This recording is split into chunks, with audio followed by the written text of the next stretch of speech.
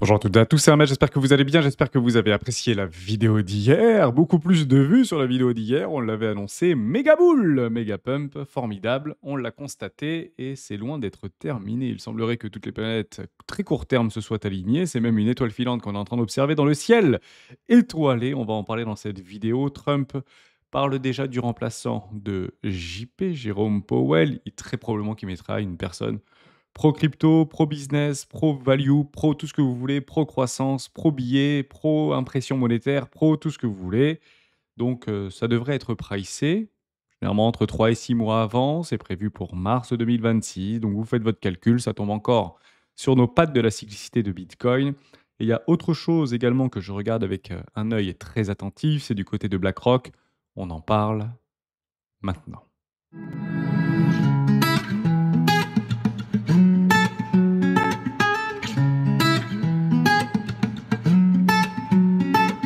Juste avant de commencer, je vous invite toujours à rejoindre le score des rois du marché. Vous trouverez dans la description à l'intérieur une documentation qui s'appelle la stratégie des 4 rois. N'hésitez pas à l'utiliser, vous en imprégner, vous en inspirer pour vous aussi trouver votre propre style d'investissement, que ce soit sur le court, moyen, long terme, voire très long terme. Vous pouvez la trouver sur le Discord dans l'onglet documentation sur le site lesroisdubitcoin.com. Juste avant de partir, inscrivez-vous avec un prénom et une adresse mail pour télécharger les 6 premières vidéos de l'initiative des rois. Vous vous retrouvez juste ici, vous entrez dans l'initiative des rois et vous avez accès à 6 vidéos, notamment le préambule de la stratégie des 4 rois. Je vous livre tout ce qui a été changé depuis les 5, 6, voire 7 dernières années sur cette stratégie des rois. Et le dernier ici, ma liste ultime des indicateurs gratuits pour analyser l'ensemble du marché, comme moi, gratuitement.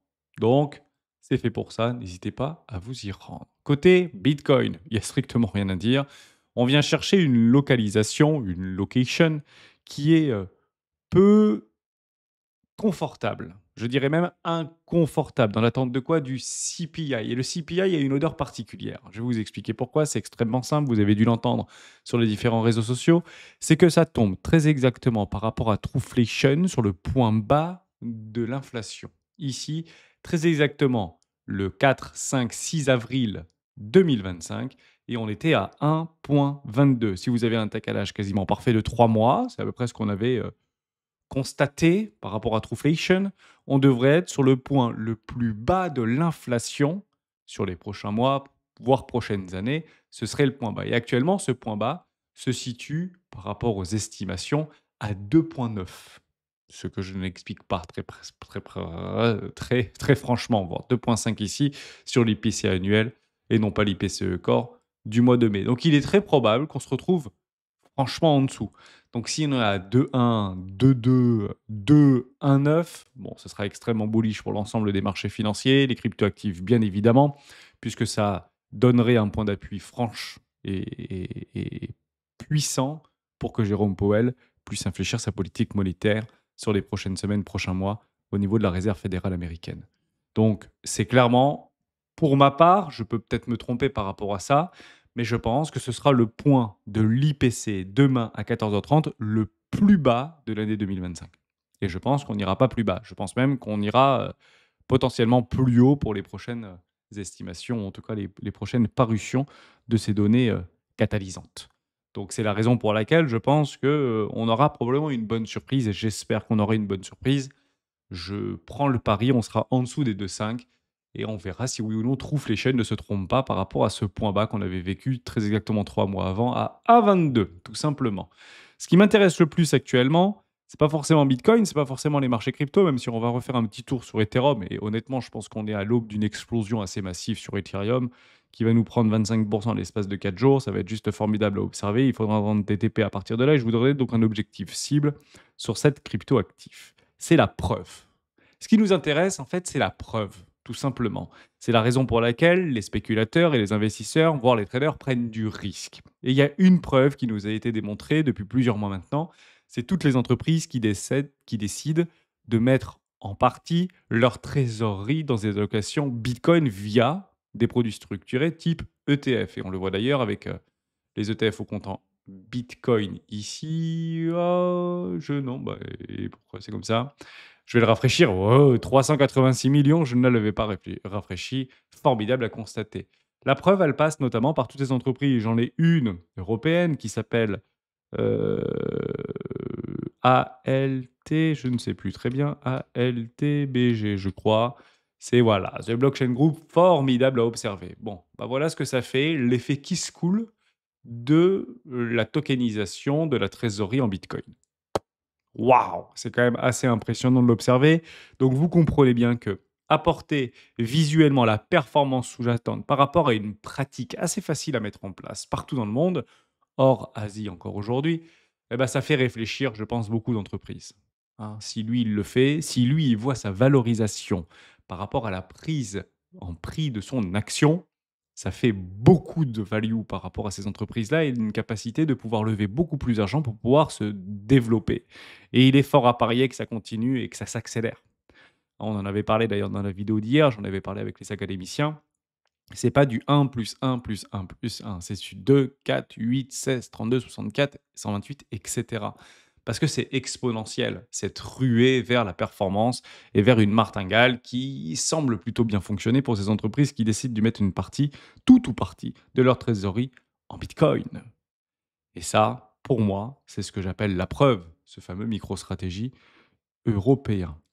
Le GBTC, on n'en parle plus. Or, il continue à agrémenter près de 20 milliards de dollars sur pas- son ETF, on peut le dire maintenant, son ETF, mais ce que j'aime bien regarder, c'est GBTC. Et il y avait une fractale qu'on prenait généralement sur les précédents cycles.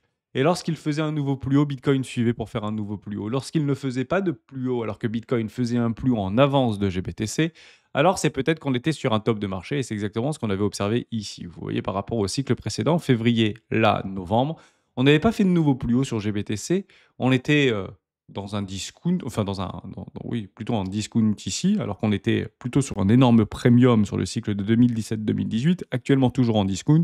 Si vous voulez une corrélation par rapport à GBTC, Grayscale Bitcoin Trust, par rapport à Bitcoin, c'est fois 100. Donc actuellement, on trouverait du Bitcoin au sein de la fiducie à 85 000 dollars, alors qu'on le voit bien, il est à 110 000 dollars à l'heure où je vous parle, ou quasiment 110 000 dollars à l'heure où je vous parle. Mais si vous revenez dans le passé, notamment 2017-2018, on était prêt à spéculer sur un prix 100% supérieur par rapport au prix spot, ici 38, qui correspondrait à 38 000 dollars, alors que Bitcoin, on le sait, avait atteint aux alentours des 19 900 dollars, 20 000 dollars, arrondissons par rapport à ça.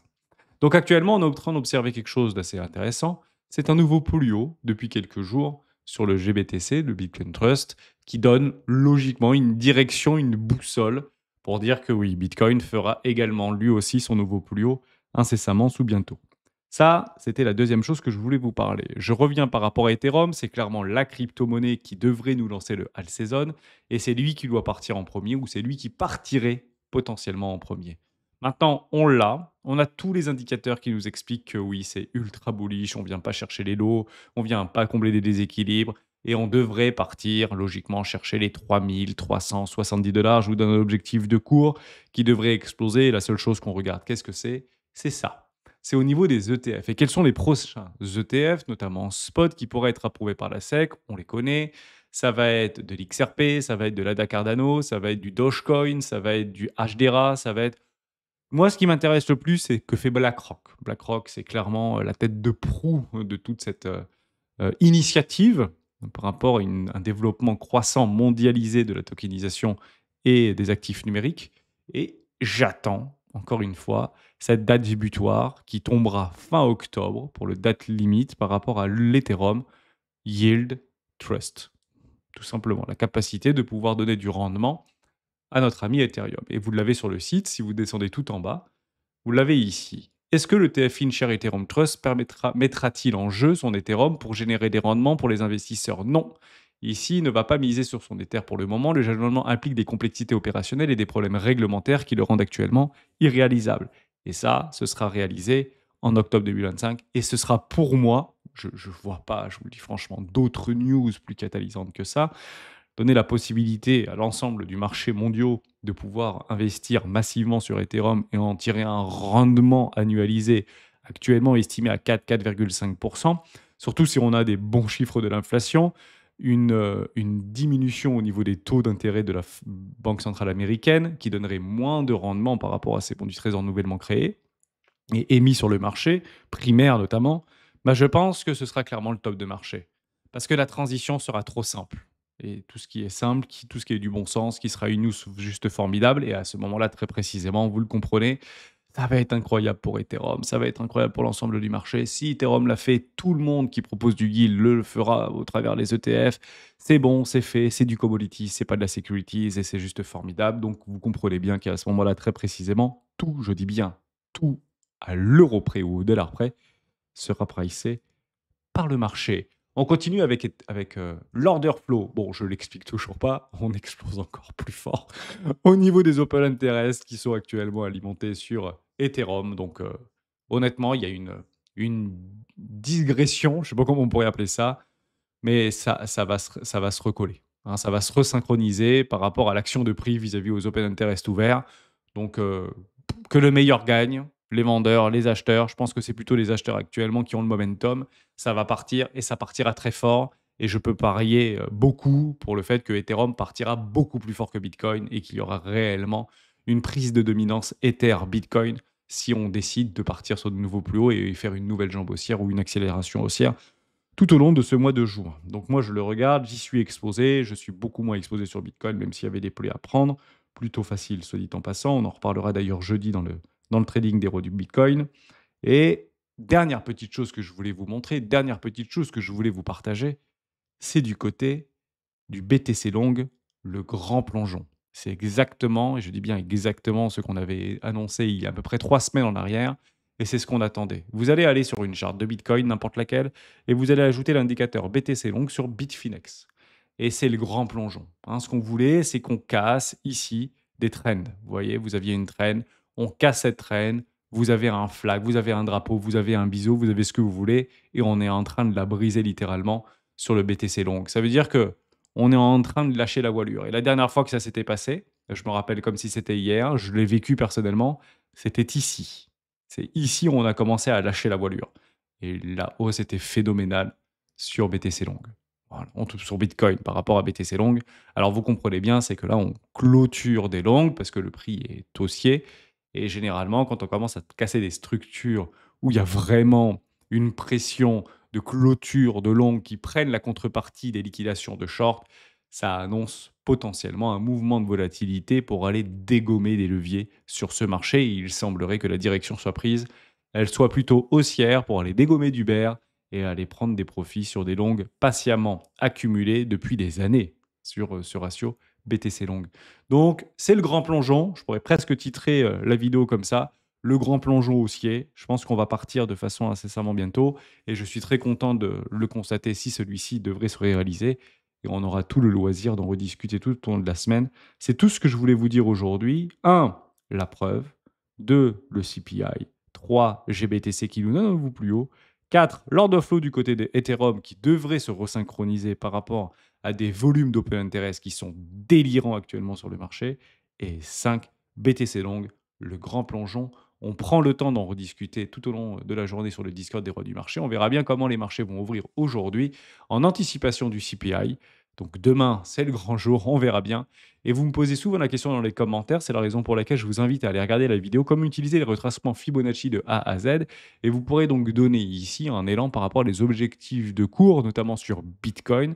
Je vais vous remontrer, si vous êtes encore là avec moi sur cette vidéo, comment je vais prendre mes TP sur Bitcoin. Si je voulais prendre des TP sur Bitcoin en suivant scrupuleusement la stratégie des 4 horas, vous avez plusieurs solutions de le faire.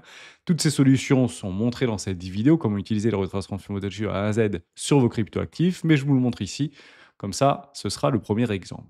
Je vais prendre Bitcoin, tout simplement. Je vais essayer, pas sur Bitfinex, je vais le prendre sur Binance. Je l'ai sur Binance Coinbase. Coinbase, c'est la même chose. Formidable. On va regarder un petit peu ce qui s'y trouve. Et on va regarder dans un premier temps le forking stratégie MA50 by 20. Vous comprenez bien ici, basé sur une stratégie de MA50 en journalier, vous avez des investissements de TP 110%. Ça, c'est le tarif minimum chez les rois. On prend nos 110%. Pourquoi 100 plus 10, 10 pour payer les frais? Comme ça, on est bien rentré dans nos 110%. Nous, en tout cas, dans nos 100%, on a double up, on prend 50% de profit. Vous avez un TP2, TP3, TP4, TP5, TP6 potentiellement qui devraient venir. Moi, j'ai une autre stratégie. Sur la stratégie 4 rois, quand j'ai pris mon 110%, je cherche toujours les expansions. Les expansions, c'est extrêmement simple, comme ça vous les aurez sur Bitcoin, et je finirai là-dessus. C'est très bien expliqué sur la vidéo pédagogique. Vous prenez vos bottoms, vous prenez vos tops de marché, ah bah ils sont déjà mis ici. Vous allez chercher là, les nouveaux bottoms de marché par rapport à la cyclicité de novembre 2022, je l'efface puisque je l'avais déjà donné, et vous en avez trois. Un 618 qui se trouve très exactement sur les 120 000 $. Deux 618 qui se trouve très exactement sur les 187 000 $. Trois 618 qui se trouve très exactement sur les 152 000 $, proche de l'objectif, la target ultime d'Hermès, annoncée il y a plusieurs années en arrière à 230 000 $, notamment en utilisant des cercles de Fibonacci. Et c'est exactement cette stratégie qui a été utilisée sur un actif que j'ai beaucoup plébiscité, qui s'appelle FedChain. Donc on va aller le regarder FedChain. Et c'est exactement, c'est vraiment ce qu'il fallait faire. Alors, US, FED, UST. On va aller le chercher là. Et vous avez exactement la même réciprocité. Vous prenez vos bottoms, vous prenez vos bottoms, vous prenez vos bottoms. Et on ira chercher quoi? Les 1,618. Bam! Exit 50, ok. 2,618. Bam! Exit 50, ok. 3,618. On n'est pas allé le chercher, mais on a pris des profits avant et on était très content de réinvestir dans un investissement 2. Et vous verrez que toutes vos cryptoactifs n'iront pas de façon unidirectionnelle vers la lune. Elles finiront par retomberont de façon très brutale. Mais avant cela, encore faut-il qu'elles décollent. Ciao.